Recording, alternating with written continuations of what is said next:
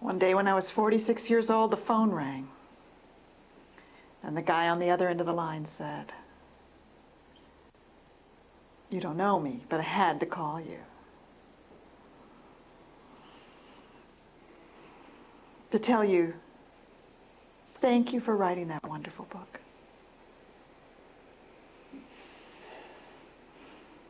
And it meant so much to me to hear him say that.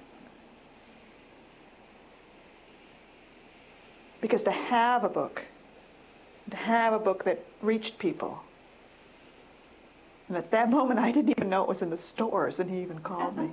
So new.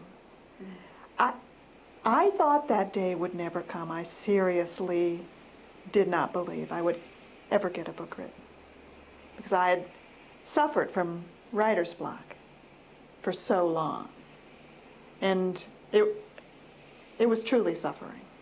It was the longing to write, the knowing that I had something in me to say, and the inability to do it. And over to tell people, I want to write a book, I'm going to write a book. No matter how I said it, it didn't happen any sooner. And even when someone just asked me to write a paragraph, I would procrastinate for months instead of doing it. So I was at an impasse. I had hit a brick wall. And then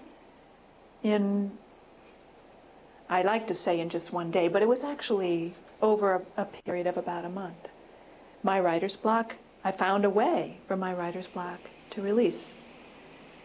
And writing is now a joy for me. It's a great pleasure. And if you ask me to write a paragraph, I'll just write it. And what I learned from that process turns out to be about the whole process that human beings go through when they feel stuck, when there's something you long to do that you're not doing. I learned something very powerful about that since that day I've taught thousands of people all over the world. And today I would really like to show you the key elements of that process of releasing and changing those things that are in the way of living the life you were born to live. Shall we do that today? Yes. Yeah. Great. Because it's tough to be stuck. And it's so often true. I see it, I meet it over and over again. I've met it in myself, but I've also met it in many people that I've worked with, that I just can't get myself to, And it may be diet, or it may be creativity.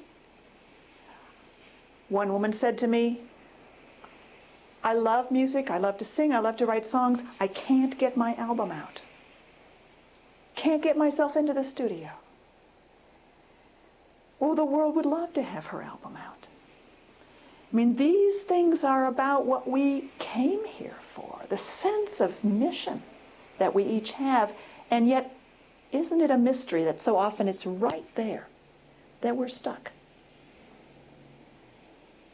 And we start to think, I have a saboteur inside of us, or I hate myself. And the inner criticism starts to charge up. And we compare ourselves to others. We see the others as being able to do what we can't do. What's wrong with me?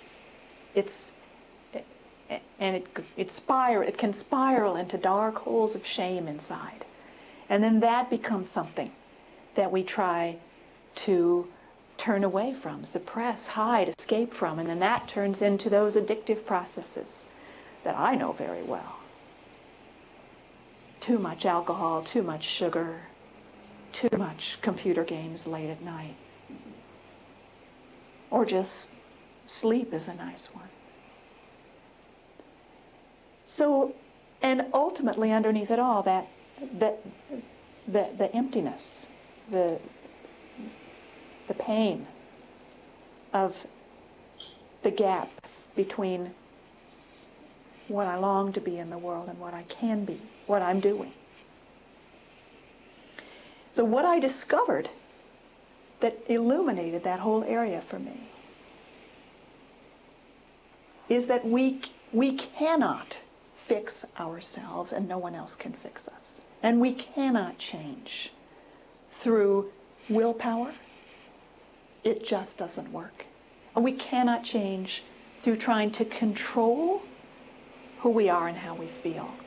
And so the darkest feelings inside us and the places in us that we most think are our enemy are the ones we need to throw the door open and invite in as the guests, as the honored guests, because they are the ones, they are the only ones who will show us our way forward.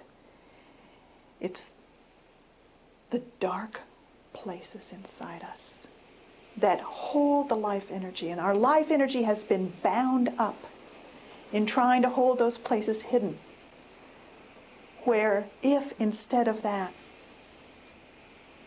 we turn toward them with radical acceptance, they themselves are the ones who will lead us forward.